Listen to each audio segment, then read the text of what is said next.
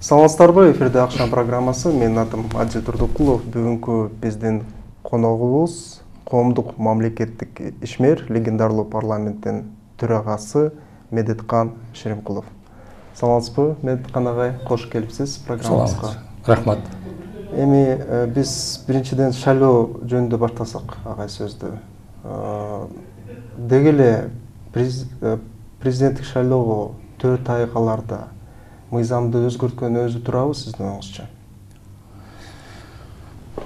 Сиздин бул сурооңуз боюнча мен сиз өткөн конференцияда дагы Азаттык үн алгысында дагы өзүмдүн оюмду айттым.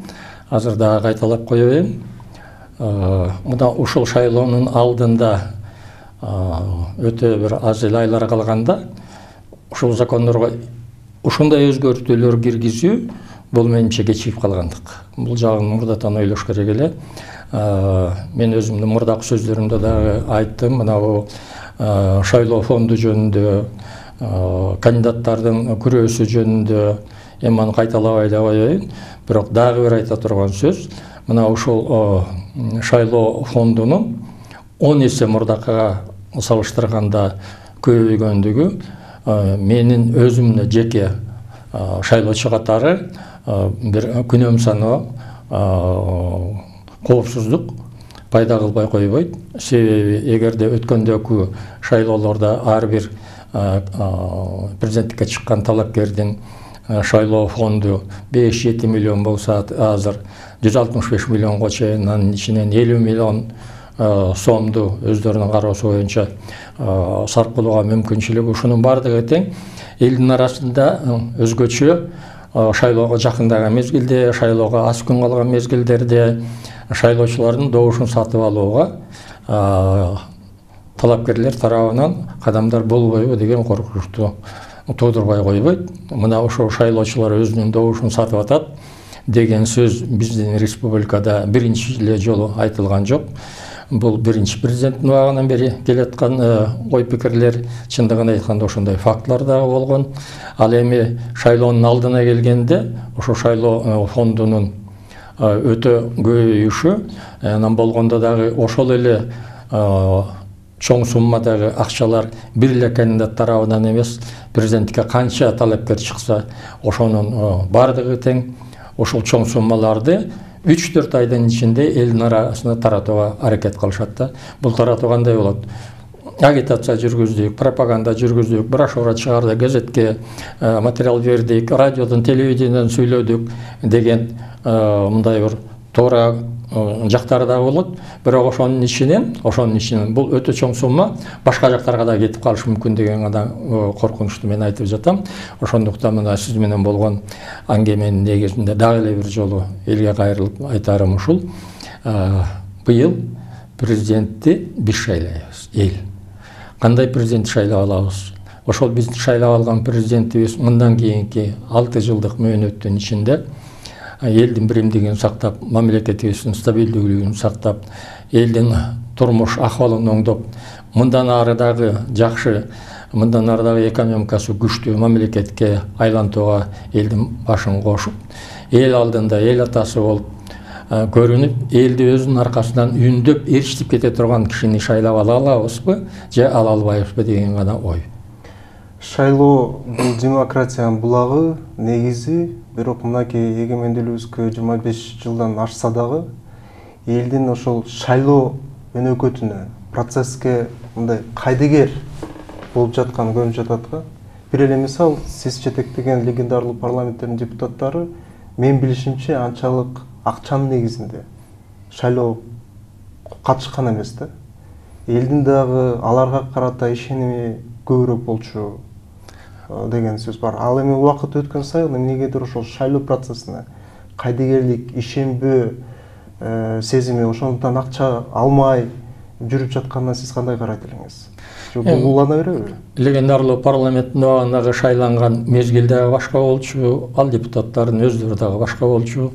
Сиз менен болуп жаткан маектен пайдаланып, эгер бизди угуп жаткан ошол легендарлуу парламенттин депутаттары угуп жаткан болсо, мен баардыгына мен аларды өтө жогорку сый, урмат менен ошол убакка чейин эсимде сактап келе жаткандыгымды айткым келет дагы. Алардын баардыгына ден соолук, ийгилик, жакшылык каалайм.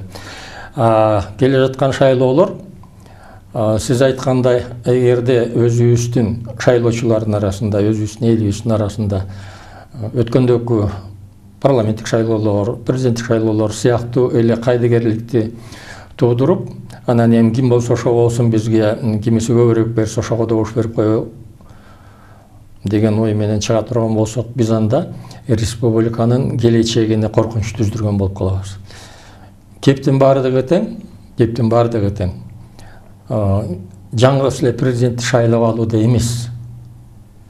Кеп кимди шайлайбыз? Кандай кишини шайлайбыз? Кандай киши президент болуп келет? Мына ошого келгенде биз бир кишинин кызыкчылыгын, бирөөгө жакшы сөз айтып койгон, же жердеши, же тууганы, же болбосо анча-манча бир тыйынтып берип койгон кишини шайлабастан, мамлекет үчүн күйүп пышкан кишини гана шайлашыбыз керек.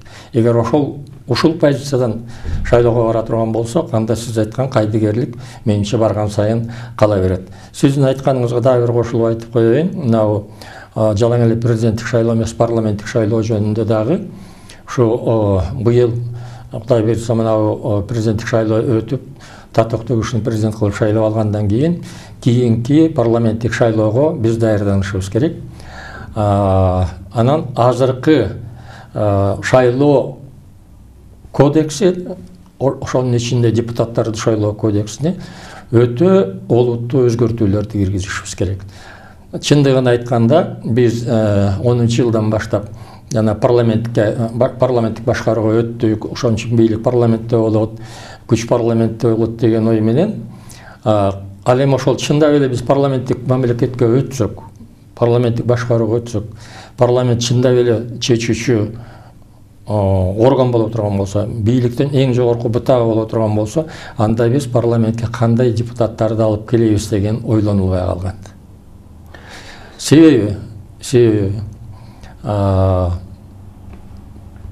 депутаттардын тизмесин түзгөндө дагы көп нерселер ойлонулбай калган. Маселен, өтө эле шайлоочулары көп райондордон бир дагы депутат кирбей калган жерлери бар. Жалаң эле район эмес, региондордон депутаттар кирбей калган жактар бар. Мына ошого караганда бир жагы бар, экинчиси шайлоонун тизмесинин эң башында кимдер турат? Канчалык ошол партияга жана ошолордун жетекчилерине взносты көбүрөөк төлөгөндөр биринчи катарда туруп калган. Мына бул жагында ойлонушубуз керек. Парламентке келип иштеп кете ала турган, парламентаризм деген эмне экенин, закон чыгаруу деген эмне экенин билбеген кишилер келип калган учурлар да көп. Мына ошон үчүн ушу шайлоо процессин, парламенттик шайлоо процессин, мына кетирилип жаткан кемчиликтерди, мүчөлүштөрдү эске алып туруп, эмки парламенттик шайлоого жаңы закон менен келишибиз керек. Сөзүңүзгө аралжы, Медеткан агай, Кыргызстанды Борбор Азия мамлекеттеринин ичиндеги жападан жалгыз парламенттик система түзүлгөн мамлекет деп айтышат.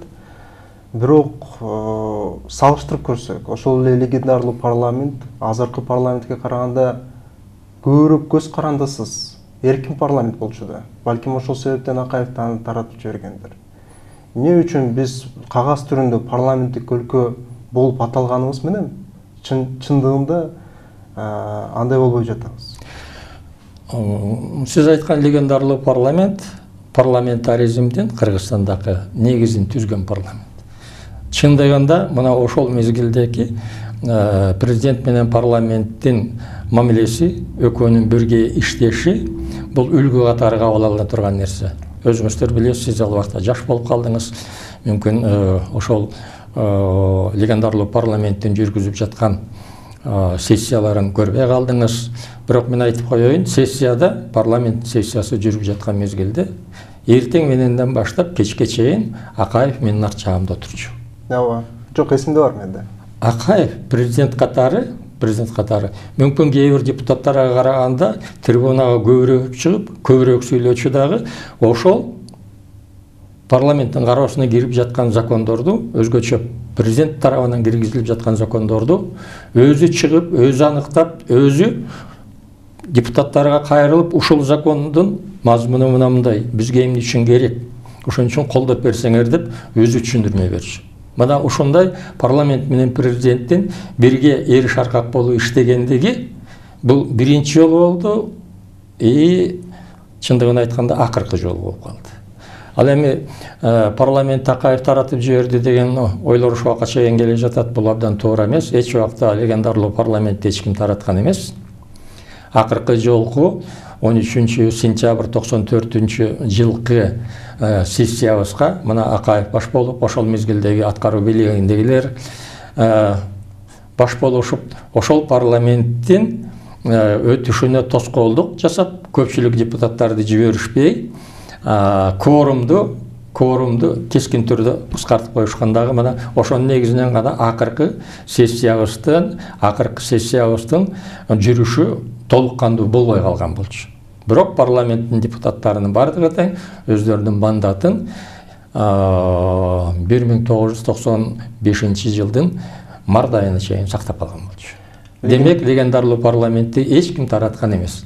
Ошол кворум жөнүндө бир айтып коеюн, бизди көрүп аткан элде туура түшүнсүн, легендарлуу парламенттин депутаттары дагы туура түшүнсүн. 2015 жылы жаңы шайлоо болду парламентке. Сентябрь айында, октябрь айынын башында болду, 5 октябрда. 1 сентябрда 5 чакырылган парламенттин депутаттары келди дагы заседаниясын өткөрө алган жок. Себеби кворум болгон жок. Ошол бойдон сентябрь айы дагы, октябрь айы дагы суроо өткөнгө чейин 5 чакырылган парламент сессиясы өткөн жок, кворум болгон жок. Мына легендарлуу парламентте эле ошондой болуп калган, бар болгон. Легендарлуу парламенттин депутаты азыр абакта отурган Өрбек Текебаев сизди ошол кыргыз мамлекетинин негиздөөчүсү катары ар дайым сыпаттап келип жүрөт. Ал керек болсо Америкада отцы-основатели деп коет го. Мамлекеттин түзгөн адамдар деп, сизди дагы ошол сыяктуу Джефферсон сыяктуу адам деп ошол жарыя кылып жүргөн бир нече жолу укканбыз. Бирок эмнеге ошол 25 жылдан өтсө дагы Медихан агай, өзгөчө ошол улуу муундагы саясатчылар, орто муундагы саясатчылар ошол биздин чыныгы кыргыз эгемендүү мамлекетте жашабагандай сезишет. Ошол эле кээ бир президентке болгон талапкерлер эмнегедир сырткы күчкө өтө эле таянып кетет. Бул ошол биздин ошол кулчулук, колониалдык психологиясынан эмнеге арыла албай жүрөбүз сиздин оңузча?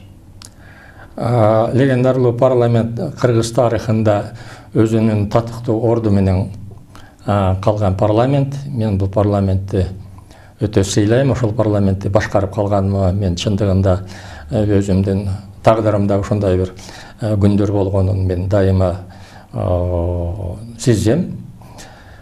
Жана аны өтө жогору баалайм. Өзүмө аны элге айтып мактанбайм дагы. Ошондуктан ошол легендарлуу парламенттин депутаттарына жалаң эле мен эмес, мен ойлойм ошо кыргыз эли, ошол эгемендүү кыргыз мамлекетин түптөгөн парламент катары дайыма сый урматта, жакшы ой пикир менен эстеринде сактап калат деп ойлойм. Ал эми сиз айткандай, эмне үчүн эле биз шайлоого келгенде, өзгөчө президенттик шайлоого келгенде, парламенттик шайлоодо деле ошондой ой пикирлер болот. Чет мамлекетти, ошол жактагылардын ойлорун угуп, ошону эске алганга аракет кылабыз дегениңизге мен кошулам. Ана азыр деле биздин кандидаттардын, мен кандидат болом дегендер, кандидатмын деп азыр эч ким регистрациядан өтө элек, бирок мен кандидат болом дегендердин көпчүлүгү чуркап Россияда жүрүшөт, Казакстанда жүрүшөт, башка жакта жүрүшөт. Ошону элге жеткириш үчүн газет журналдардан, радио телевидениедан информация берип коюп дагы жүрөт. Себеби мындай деген менимче алардын аракети бар болуш керек. Мына ушуну окуса, эл укса, мени тиги Россия колдойт экен, Казакстан колдойт экен, анан бир жагы ошого бир колдоо көргөзүп коелук деген ой менен жүргүзүп жатабы дейсиң. Мунун баары жаңылыш. Себеби Кыргыз Республикасынын президентин кыргыздар шайлады. Кыргыз Республикасынын президенти кыргызстандыктар шайлайт. Биз өзүбүз гана шайлайбыз. Бизге Россия болобу, Америка болобу, башка өлкөлөр болобу эч бир кандидатураны азыр тартуулай албайт. Эгер тартуулап бүгүн коюп койгон күндө дагы 1-2 жылдан кийин андайды кыргызстандыктар оодарып коет. Чын эле айтайын, аны оодарып коет. Ошондуктан мен президент болом дегендер эки жакка чуркап, бирөөнүн эшигин сагалап, анан калп билетеги тигил өлкө мени колдоп атат, бул өлкө мени колдоп атат дедирбей, андан көрө эл менен иштесин да, мына кыргыз элинин, кыргызстандыктардын ишенимине татыктуу болсун. Ошондо гана татыктуу президент болот.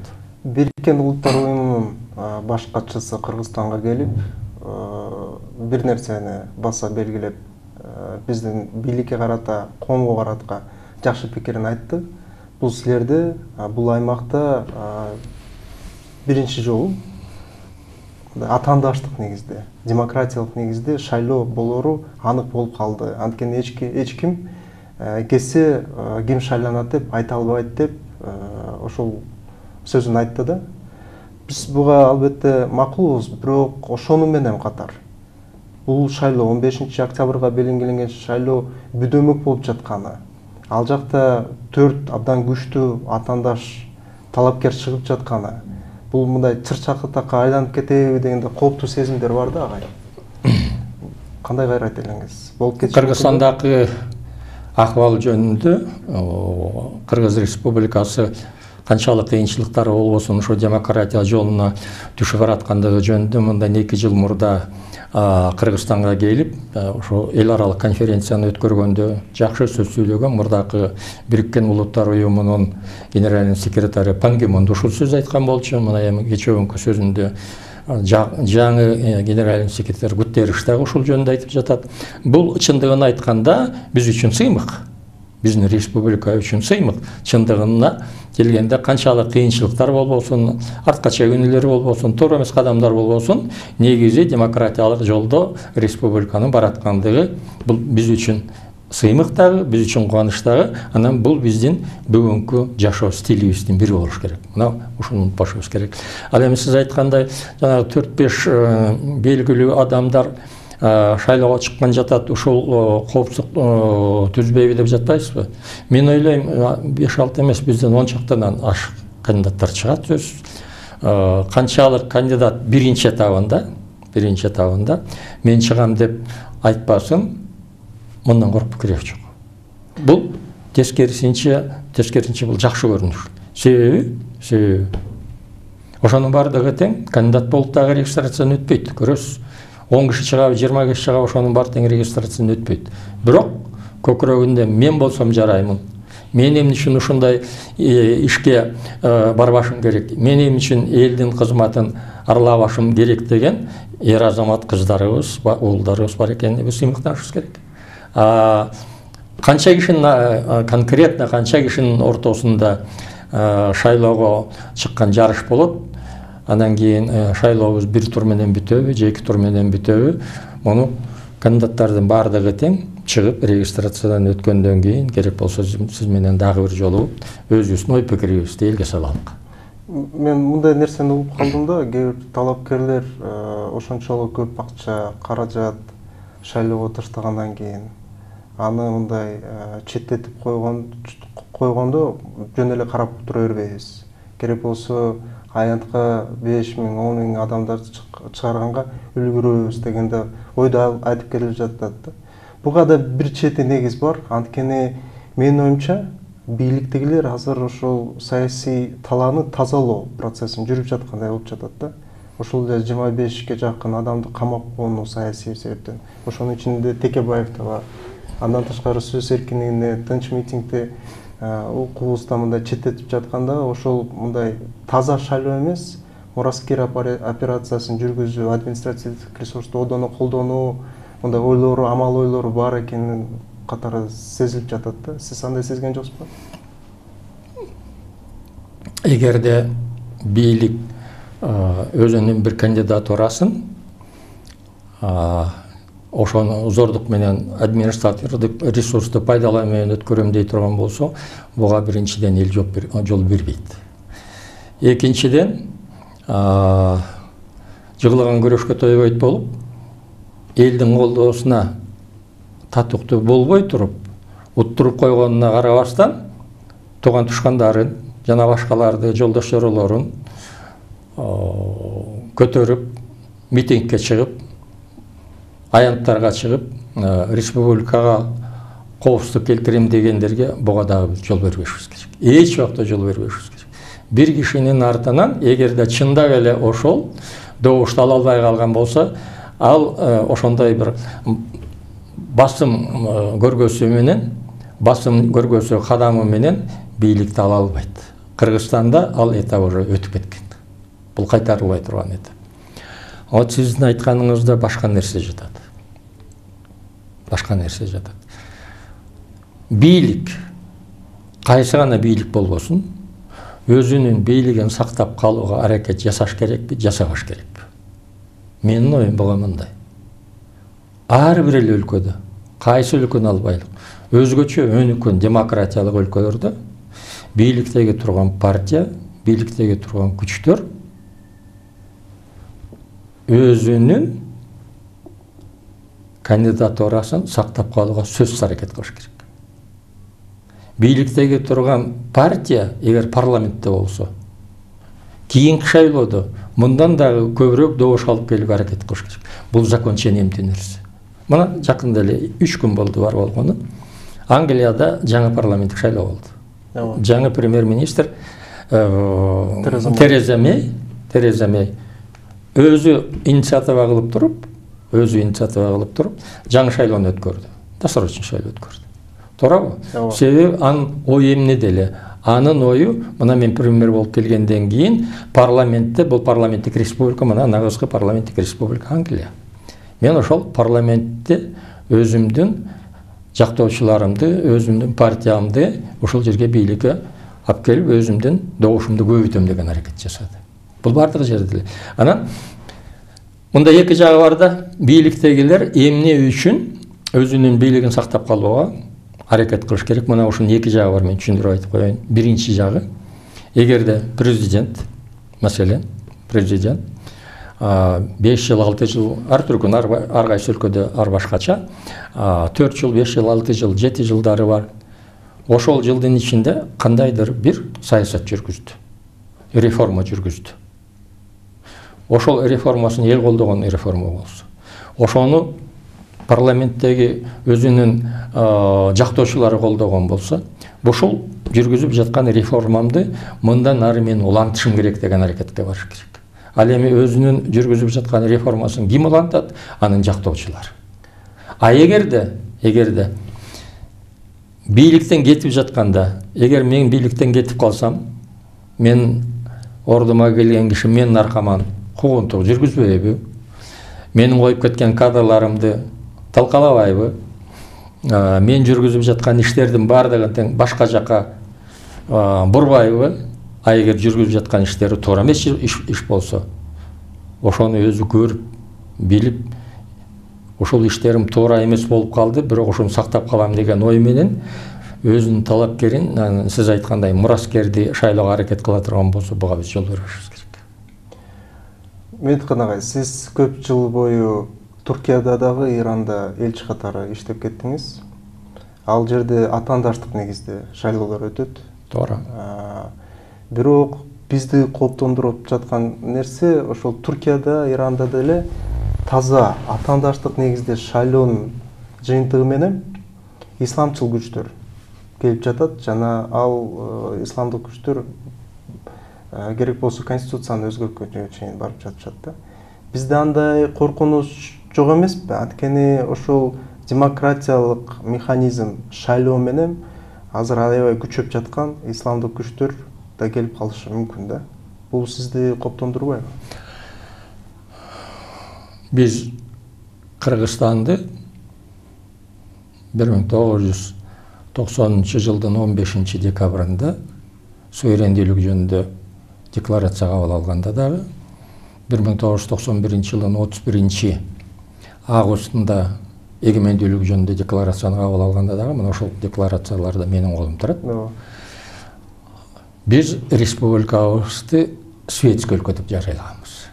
Мына ошол жолдон биз эч убакта кайтпашыбыз керек. Эч убакта кайтпашыбыз керек. Бул ислам динине же башка диндерге каршы деген ой эмес. Дин адамдын жүрөгүндө болуш керек. Дин адамдын акылында болуш керек. Адамдын абийиринде болуш керек. Адебинде болуш керек. Адамдын өзүнүн ыйманында болуш керек. Мына дин каякта болуш керек.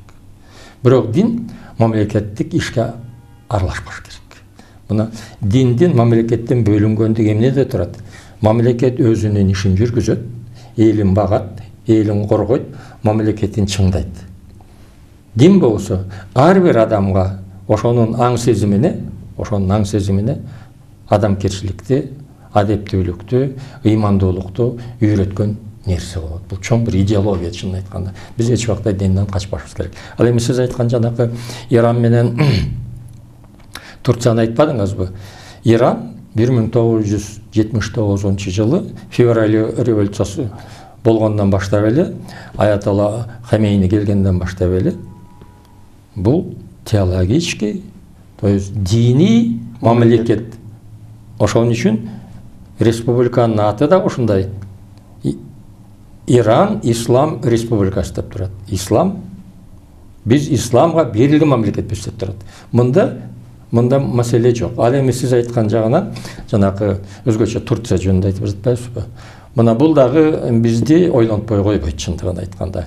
Турциядагы азыркы ахвал өзгөчө, мына жакында эле өзүңүз билесиз, конституцияга өзгөртүүлөр киргизилди, ошонун негизинде жаңы шайлоолор болот, жана башкалардын бардыгы тең. Бул жол кайсы жакка барат? Бул нерсени биз эми карап туруп байкайбыз го. Биз биринчи күндөн баштап, өзүбүз эгемендүү мамлекет болгондон баштап ориентир катары Иранды эмес Турцияны алып жүрдүк. Себеби түрктөр бизге дини боюнча дагы, тили боюнча дагы жана башка жактарынан өзүбүзгө тууган эл эртеден келип аткан. Ал эми дин боюнча Иран деле ислам өлкөсү. Алар шииттер болгон менен, бирок шиит менен суннит бир эле динден эки бутагы да чындыгын айтканда аны тереңдетип, аны бөлбөй эле коелук, ажыратпай эле коелук. Биз көпчүлүк убакта Турцияга мындай ориентир жасагандыгыбыздын дагы бир себеби алардын мамлекеттик түзүлүшү дагы светский өлкө катары дагы бизге өтө жакын болчу. Ал эми азыркы жүргүзүлүп жаткан саясат Түркия мамлекетин кайсыл жээкке кылып барат, кайсыл жолго түшөт, дагы караштырып көрөлүк.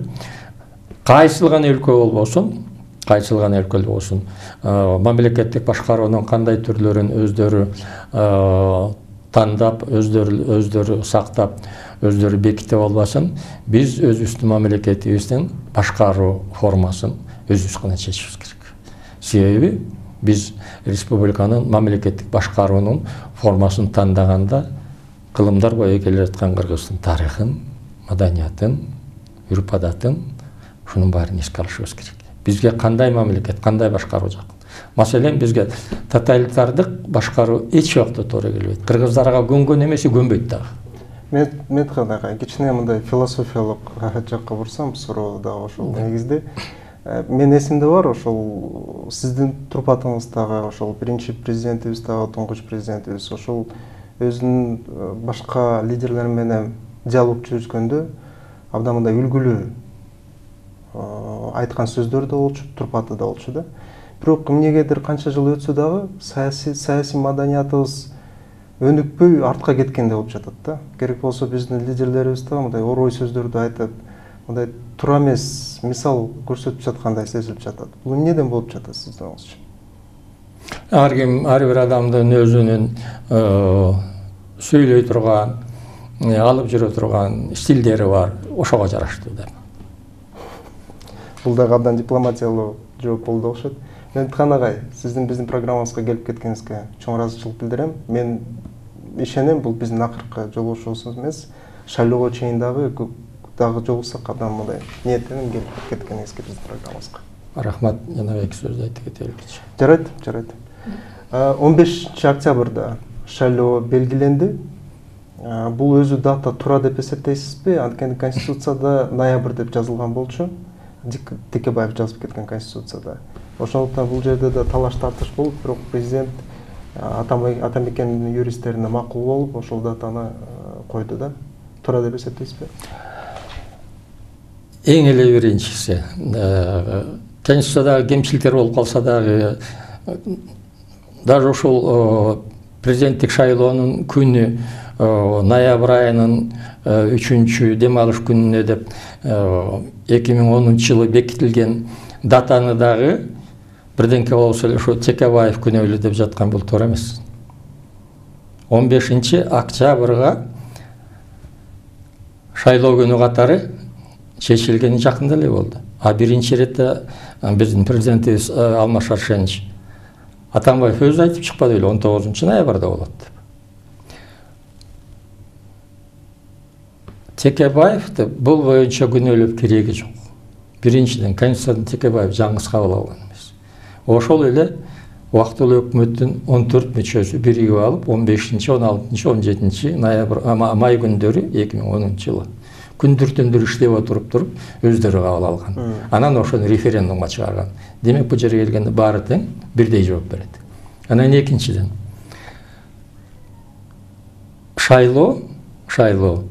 шайлоо мөөнөтү келген жылдын ноябрь айынын 3-чү дем алыш күнүнө белгиленет деген бул абдан туура. Бул эмнеден чыккан, каяктан чыккан? Анан азыр Текебаевди күнөөлөп отурушпайбы? Ал туура эмес. Бул абдан туура, себеби ошол эле 2010-жылдын 27 июнундагы өткөн референдумда убактылуу президент катары Отунбаева шайланды да. Отунбаеванын мөөнөтү 2011-жылдын 31 декабрына чейин деп белгиленген. Ошондо ноябрда шайлоо боло турган болсо, декабрга чейин шайлоонун экинчи туру дагы толук кандуу бүтмөк дагы декабрь айынын